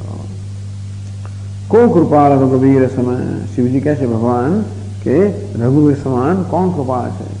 એ ટૂંકમાં અને આટલી સજા થઈ ભગવાનની કૃપા છે કે જીવતો તો ગયો, જો ભગવાનને સન્મુખ થઈને ગયો, મોહ એનો દૂર થઈ ગયો, તેના જીવનું કલ્યાણ થયું.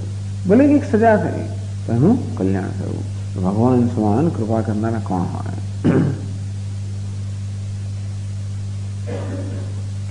આ રીતે આ ચિત્રકૂટની અંદર જે પ્રસંગ બન્યો એનું તુલસીદાસે વર્ણન કર્યું.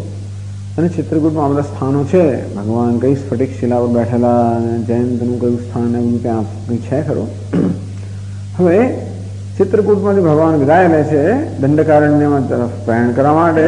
એનો છેલ્લો પ્રસંગ અહીં કહે છે. રઘુપતિ ચિત્રકૂટ બસી નાના, રઘુપતિ ચિત્રકૂટ બસી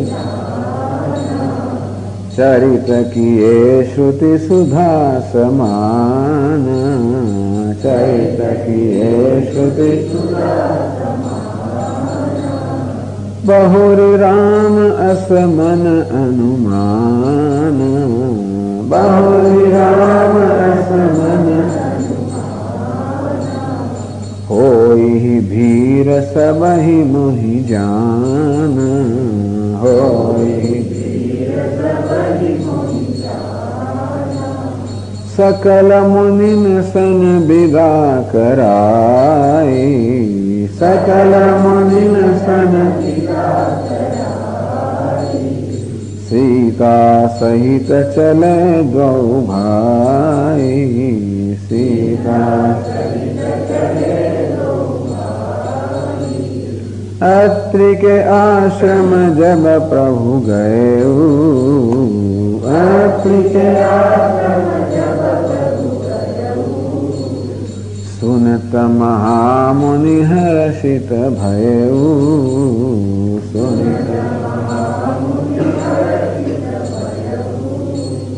पुलकित गात अत्रि उठी धाये, पुलकित गात अत्रि उठी धाये, देखी राम आतुर चली आए, देखी राम आतुर चली आए, करत दंडवत मुनि उरलाए, करत दंडवत मुनि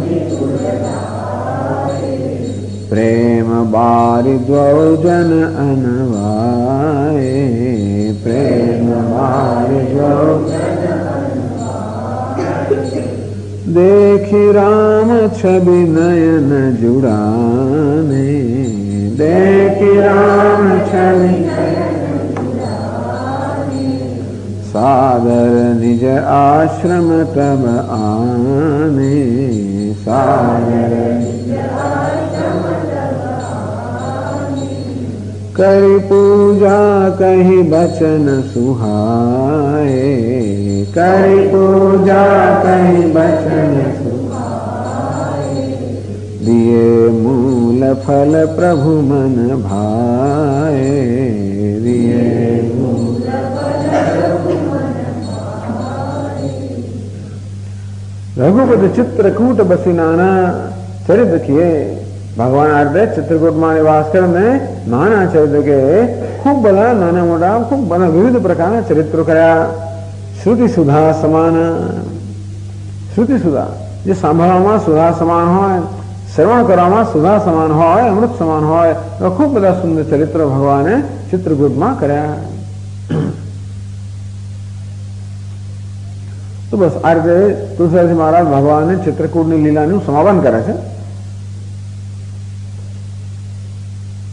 बहुरी राम बस अस मन अनुमान. भगवान मन में अनुमान करो, हो ही भीर सब ही मोहि जाना.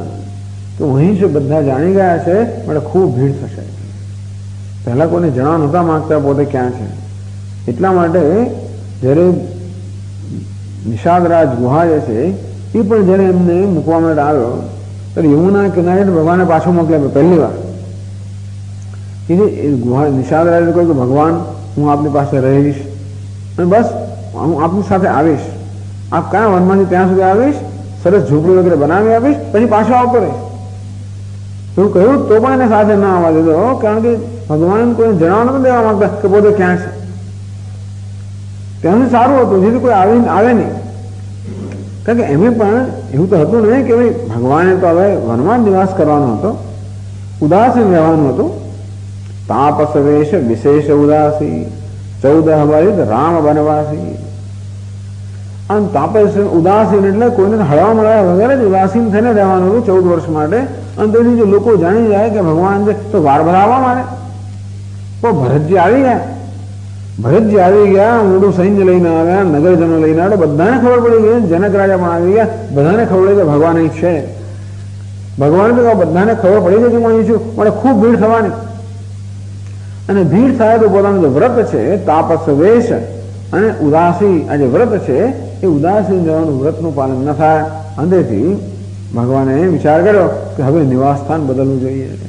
કેમ ભગવાન ચિત્રકૂટમાંથી કે દંડકારણ્ય કેમ ગયા? તો એનું કારણ છે કે નિવાસ સ્થાન બદલવાનું એમને યોગ્ય લાગ્યું. સકલ મુનિને સ્તન વિદા કરાઈ. બધા મુનિઓ પાસે તેમણે વિદાય લીધી. એવું છે ભગવાન કંઈ પણ કાર્ય કરે પહેલા બ્રાહ્મણોને હંમેશા આજ્ઞા પ્રાપ્ત કરે. તો ઋષિ મુનિ બધા હતા, બધા પાસે આજ્ઞા મેળવી કે બસ હવે અહીંથી વિદાયનો છે. આવેલા અહીં છે માટે બધા ઋષિ મુનિ તપસ્યા સફળ કરવા માટે આવેલા. આ ચિત્રકૂટમાં ખૂબ બધા ઋષિ મુનિ નિવાસ કરતા હતા અને અત્રિ ઋષિએ બધામાં શ્રેષ્ઠ હતા, એમના નેતા હતા. પછી બધા ખૂબ ઋષિ મુનિઓ ત્યાં તપસ્યા કરી રહ્યા હતા અને ભગવાનનું ચિત્રકૂટમાં આવવાનું કારણ આ બધી ઋષિ મુનિની તપસ્યાને સફળ કરવો. ચલો સફળ શ્રમ સબ કરે હું કહેલું એમને ભરદ્વાજ ઋષિએ અને વાલ્મીકી ઋષિએ કે ત્યાં જઈને વાલ્મીકી કે ત્યાં જઈને બધા ઋષિઓનો શ્રમ સફળ કરો, ભગવાન આપ બધાને દર્શન આપો. બસ બધાનો શ્રમ સફળ થઈ ગયો એટલે હવે વિદાય લેવી જોઈએ અને વિદાય લેતી વખતે બધાની આજ્ઞા માંગવી જોઈએ. તો સીતા સહિત ચલે દો ભાઈ, અને બધાની આજ્ઞા લઈને સીતા સહિત બંને ભાઈઓ ચાલી નીકળ્યા. બસ ટૂંકમાં હવે આજે ચિત્રકૂટ છે એની કથાનો પ્રસંગ સમાપ્ત થયો. અત્રિ ગયા આશ્રમ જબ પ્રભુ ગયો. હવે ભગવાનને થયું કે નહીં અત્રિ મુનિની પણ વિદાય લેવી જોઈએ. તો આસપાસના ઋષિ મુનિની વિદાય નથી. અત્રિ મુનિનો આશ્રમ કેટલેક દૂર છે તો ભગવાન તો કે નહીં અત્રિ મુનિની પણ વિદાય લેવી જોઈએ. બધા ઋષિમાં અત્રિ પ્રધાન છે. અત્રિયાદ મુનિવર બહુ બસહી કે અત્રિ જેમાં પ્રધાન છે ઘણા ઋષિ મુનિઓ નિવાસ કરી રહ્યા હતા. મુનિ નાયક આય સુદેહી. ભરતજી જયારે પૂછ્યું કે આજે અભિષેક માટે જળ લઈ આવ્યો છું એનો મારે શું નિકાલ કરો, ક્યાં મારે પધરાવવું? ત્યારે રામચંદ્રજી કહ્યું કે અત્રિ ઋષિ જેમ કહે એ પ્રમાણે કરો. એટલે ભગવાને તો કે બધા ઋષિ મુનિઓ વિદાય નથી, પણ અત્રિ ઋષિ જેમના પ્રધાન છે એમની પર ખાસ વિદાય લેવી જોઈએ. અંતેથી અત્રિ કે આશ્રમમાં જબ પ્રભુ ગયો. એમના માર્ગમાં જયારે અત્રિ ઋષિનો આશ્રમ જયારે આવ્યો અને પ્રભુ ત્યાં ગયા સુનત મહામુનિ હર્ષિત ભયો.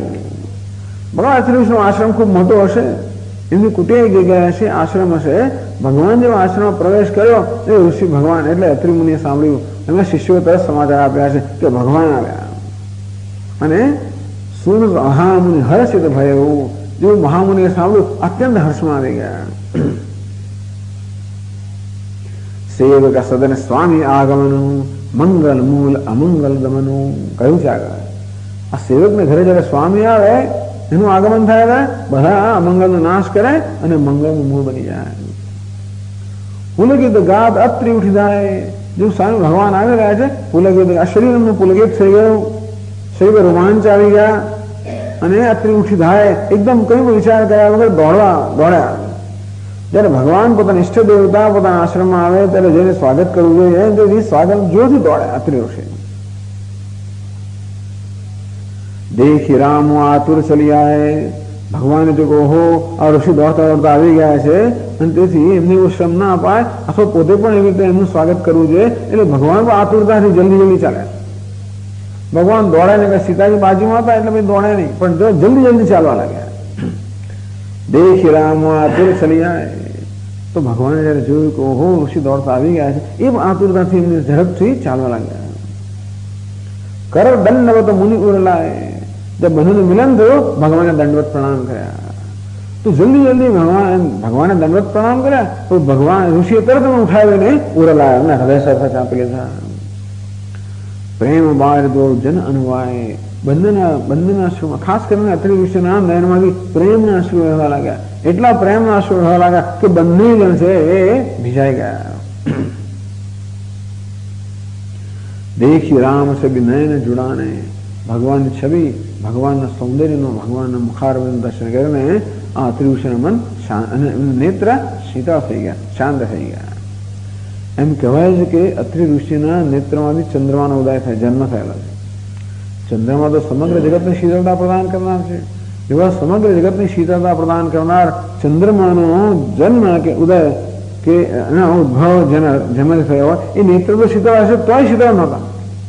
ભગવાન દર્શન કરે ને નેત્ર એમના શીતળ થઈ ગયા. સાદર નિજ આશ્રમ તબાને.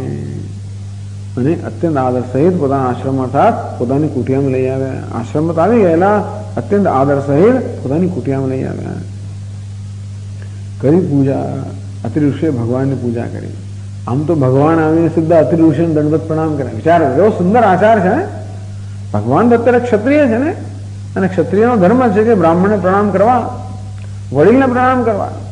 તરત દંડવત પ્રણામ કર્યા અને ઋષિએ સ્વીકારી પણ લીધા ક્ષણભર. તરત ઉઠાવીને હૃદય સરસા ચાપ્યા.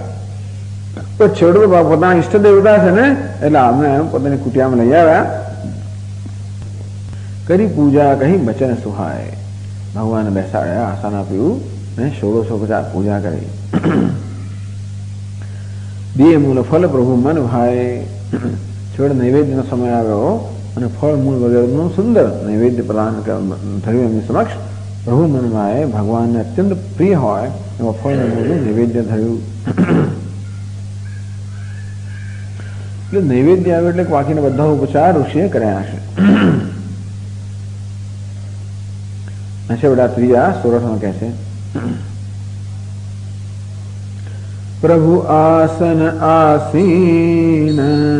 પ્રભુ આસન આસીન. ભરી લોચન શોભા નિરખી. ભરી લોચન મુનિવર પરમ પ્રવીણ. મુનિવર પરમ પ્રવીણ.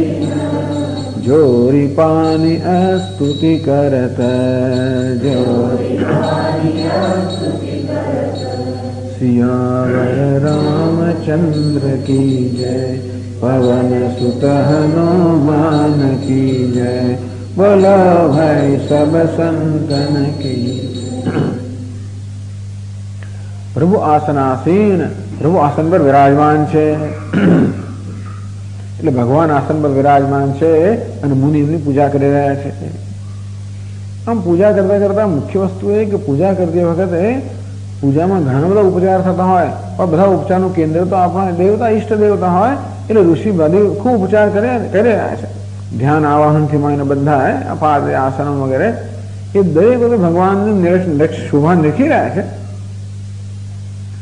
પછી જયારે પૂજા પૂરી થઈ ત્યારે ભરી લોચન શોભાને રાખી. બધી પૂજા પૂરી થઈ અને પછી લોચન ભરીને ભગવાનની શોભાનું નિરીક્ષણ કર્યું. આમ પૂજા થયા પછી બધું શોભાયમાન પણ હોય. પૂજા કરી હોય, પુષ્પ ચડાવ્યા હોય, અલંકાર જે કર્યું હશે, અલંકાર તો ના હોય, પુષ્પ વગેરે, અને આ પ્રમાણે ભગવાન બી શોભાયમણે બહુ લોચન ભરીને નિરખી. મુનિવર પરમ પ્રવીણ. આ મુનિઓમાં શ્રેષ્ઠ છે એ પરમ પ્રવીણ છે. જો રીપાની સ્તુતિ કરતા હાથ જોડે ભગવાનની સ્તુતિ કરવા લાગ્યા. ટૂંકમાં છેલ્લે પૂજા પછી છેલ્લે સ્તુતિ ભગવાનની હોય. યા લોકદ્વય સાધની ચતુરતા સા ચાતુરી ચાતુરી. અહીંયા પરમ પ્રવીણ કહે છે ને એમ કરીને જાણે પેલા ઋષિ જરા થોડા પ્રવીણ ના હોય, ચતુર ના હોય, સ્માર્ટ ના હોય તો પણ આ ચાતુર્ય કેવું છે? યોગ કર્મસુ કૌશલમ. આ યોગ જ ખરી કુશળતા છે જે કર્મ જેનો સ્વભાવ બંધન કરનારો છે એ કરવાની મુક્તિનું સાધન બનાવે એનામાં જ ખરી કુશળતા. ત્યાં તમે ચાતુરી ઋષિની કેવી છે? યા લોકદ્વય સાધની ચતુરતા સા ચાતુરી ચાતુરી. જે લોકદ્વય આલોક અને પરલોક બંનેને સિદ્ધ કરનારી હોય એ ચતુરતા ખરી ચતુરતા છે. આ પ્રકારની ચતુરતા ધરાવતા હતા. અને તેથી આલોક અને પરલોક, આલોકમાં ભગવાનના દર્શન, પરલોક એટલે મોક્ષ અને પ્રાપ્ત કરાવે છે. અને તેથી સ્તુતિ કરે છે. તો બહુ સુંદર, બહુ પ્રસિદ્ધ અત્રિ ઋષિએ ભગવાનની સ્તુતિ કરી. એ સ્તુતિ પછી અહીંયા આવે છે. આવતા વખતે આપણે જોઈશું. ઓમ પૂર્ણમદ પૂર્ણમિદં પૂર્ણાત પૂર્ણમુદચ્યતે પૂર્ણસ્ય પૂર્ણમાદાય પૂર્ણમેવાવશિષ્યતે. ઓમ શાંતિ શાંતિ શાંતિ. હરિ ઓમ. શ્રી ગુરુભ્યો નમઃ. હરિ ઓમ.